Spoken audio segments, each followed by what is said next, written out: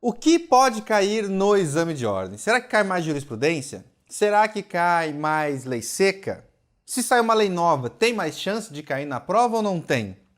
É sobre isso que nós vamos falar no vídeo de hoje. Então, se você tem essas dúvidas, tá com a pulga atrás da orelha, fica nesse vídeo até o final, porque hoje nós vamos falar tudo a respeito do que pode cair no exame de ordem. Roda a vinheta e vamos lá.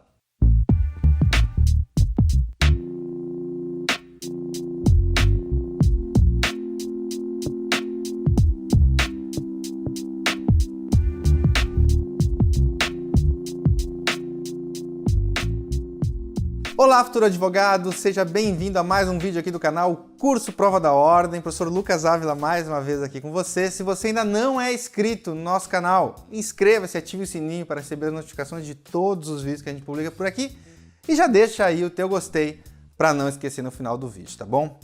No vídeo de hoje, então, nós vamos falar sobre o que pode cair na prova da OAB. Bom, pessoal, a primeira coisa que vocês precisam saber sobre o que pode cair no exame de ordem é o marco que define quais as leis que podem cair no exame de ordem. O que isso significa? Que a partir desse marco, nada que for publicado de legislação, entendimento jurisprudencial ou o que for, pode ser cobrado. Mas tudo que está antes desse marco pode ser cobrado na prova. E que marco é esse? A publicação do edital. Então, a partir do momento que é publicado o edital, a OAB cravou uma plaquinha ali dizendo, ó, é até aqui que pode ser cobrado. Se uma lei entrar em vigor depois desse prazo, não pode ser cobrado na prova. Então, se a norma foi publicada antes, mas o vacatio legis dela cai depois dessa data, né, quando ela passaria a vigorar, essa norma não pode ser cobrada na prova. Então, a primeira coisa que você precisa saber é que o edital é que define o que pode e o que não pode cair na prova da OAB. E isso também significa, pessoal, é importante frisar, que é para as duas fases, tá? Tanto para a primeira quanto para a segunda fase que esse marco vale, tá bom? E aproveitando que a gente está falando de edital, é importante que você saiba que o edital não traz no seu conteúdo a descrição de todas as normas e assuntos que podem ser cobradas em todas as disciplinas exigidas no exame de ordem. Ou seja, no conteúdo do edital tem ali o conteúdo programático apenas dos assuntos e normas das disciplinas da segunda fase. Todas as outras disciplinas não têm conteúdo programático do que pode ser cobrado no edital.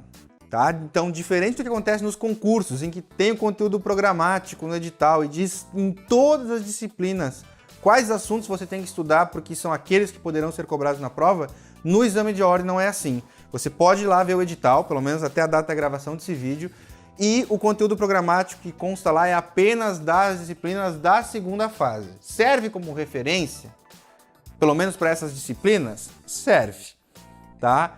Acha isso justo, professor? Não ter o conteúdo programático de todas as disciplinas da prova? Não, não acho justo. Mas é assim que é e você precisa estar consciente disso. Então, como é que você vai fazer para saber o que estudar em cada uma dessas disciplinas que não tem conteúdo programático no edital?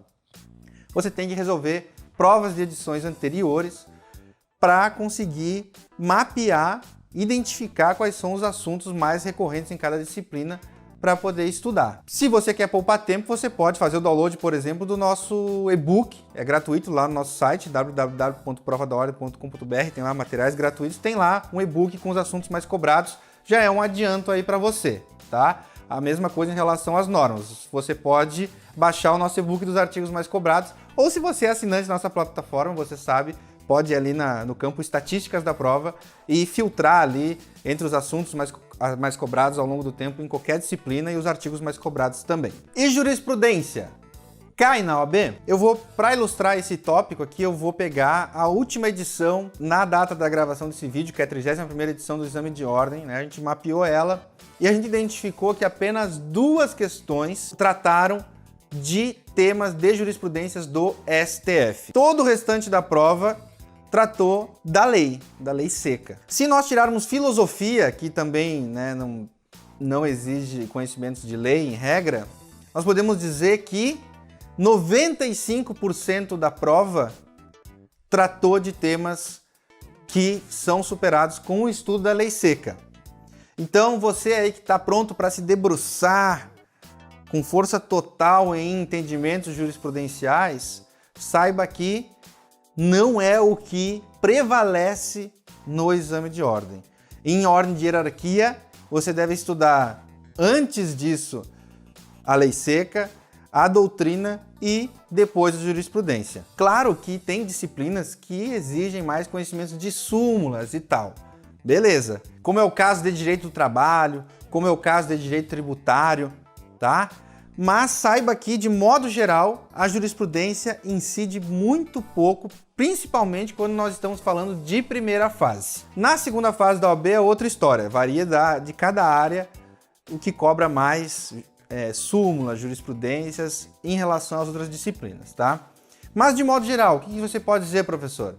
Que jurisprudência cai pouco no exame de ordem. E o último assunto do nosso vídeo é novas leis e súmulas. Tem mais chance de cair no exame de ordem do que leis mais antigas? Essa é uma dúvida bastante recorrente, tá? Já chegou gente afirmando para mim assim, categoricamente, saiu uma lei nova um mês antes da publicação do edital, tem que estudar essa lei porque ela tem alta chance de cair no exame de ordem, não é, professor?